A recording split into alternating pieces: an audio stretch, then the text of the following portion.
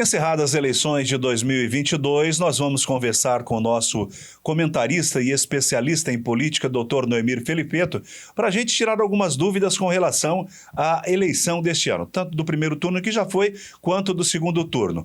Encerrado o segundo turno, Noemir, qual que é o rito a partir de agora com relação tanto quanto a presidente, quanto para deputado para o governo estadual?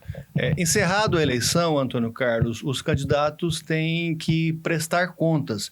Os candidatos que foram para o segundo turno, candidatos do Executivo, eles têm até o próximo dia 19, agora deste mês de novembro, para apresentar as suas contas. Aí essas contas vão ser analisadas e vão ser julgadas pelo Tribunal Superior Eleitoral ou pelos tribunais regionais eleitorais.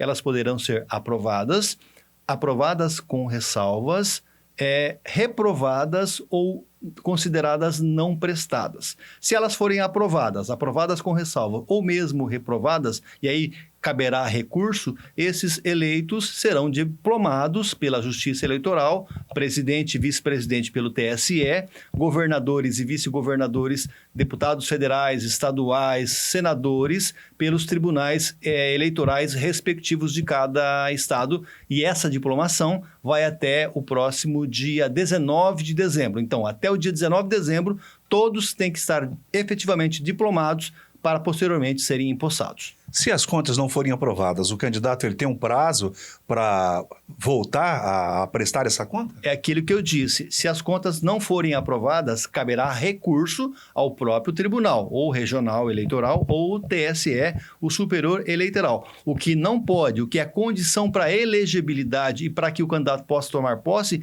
é prestar as contas. Se elas não forem apresentadas, se elas não forem prestadas, obrigatoriamente esse candidato não eleito não poderá tomar posse, ser diplomado e tomar posse no dia 1º. Como é que é feita a transição a partir de agora, professor Noemir Felipeto? A transição é o seguinte: existe uma legislação eleitoral específica, em especial no caso para presidente da República, uma lei lá de 2002 ainda, onde o poder público que está no mandato, ou seja, aquele administrador, tem a obrigação de apresentar como está o andamento, no caso daquele poder onde ele está efetivamente atuando, no caso do poder executivo, na presidência da República, por exemplo, ele apresenta todos os andamentos, como está a funcionalidade do Estado, para uma equipe de transição devidamente escolhida pelo candidato eleito. Até 50 pessoas, então, podem fazer parte dessa equipe, que tomarão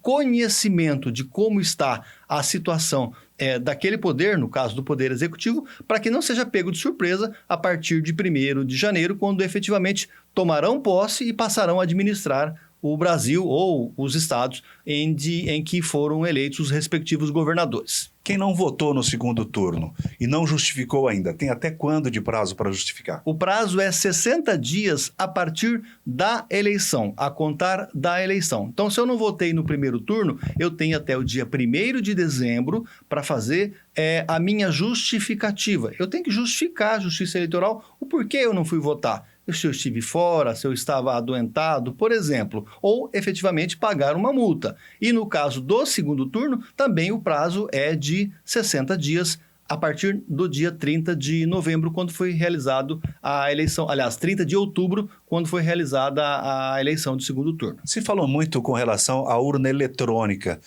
e nós tivemos também a biometria. Como é que o senhor analisa a ação nessas eleições? A biometria, sem dúvida, Antônio Carlos, é um avanço muito grande para que possa dar ainda mais credibilidade e legitimidade, não só para o eleitor, porque ele saberá que ele realmente estará votando por ele e não por outra pessoa. E nós tivemos exemplo, Brasil afora, onde eventualmente o mesário acabou errando e pegando o nome de um terceiro lá e pedindo para uma outra pessoa votar, e quando esse terceiro chegou lá para votar, alguém já tinha votado em seu nome e ele não podia votar. Agora, com o advento da biometria e cada vez mais com a reabertura do cadastro eleitoral, onde os eleitores terão que fazer o cadastramento biométrico, já a partir do dia 8 de novembro, vai ficar muito melhor, porque a pessoa efetivamente saberá que ela está votando exatamente para aqueles candidatos que ela escolheu, não alguém está votando em nome dela. Bom, em torno de 20%, 25%, nós tivemos aí de pessoas que não foram votar, que anularam o voto.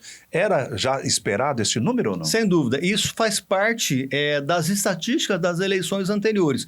Por exemplo, aqui em Mato Grosso do Sul, cerca de 22% nesta eleição de 2022 não foram às urnas, não foram votar. Basicamente, foi o mesmo patamar percentual de eleições anteriores. Nós tivemos em torno aí de 2,5% de votos em branco e também tivemos aí em torno de 5 a 5,5% de votos que foram anulados pelo eleitor. Então, para resumir, em torno de 70 a 72% dos eleitores que estavam aptos a votar aqui em Mato Grosso do Sul foram às urnas e esses votos votos que são computados efetivamente, aqueles votos válidos, excluindo as pessoas que não foram votar, os votos nulos e também os votos dados em branco.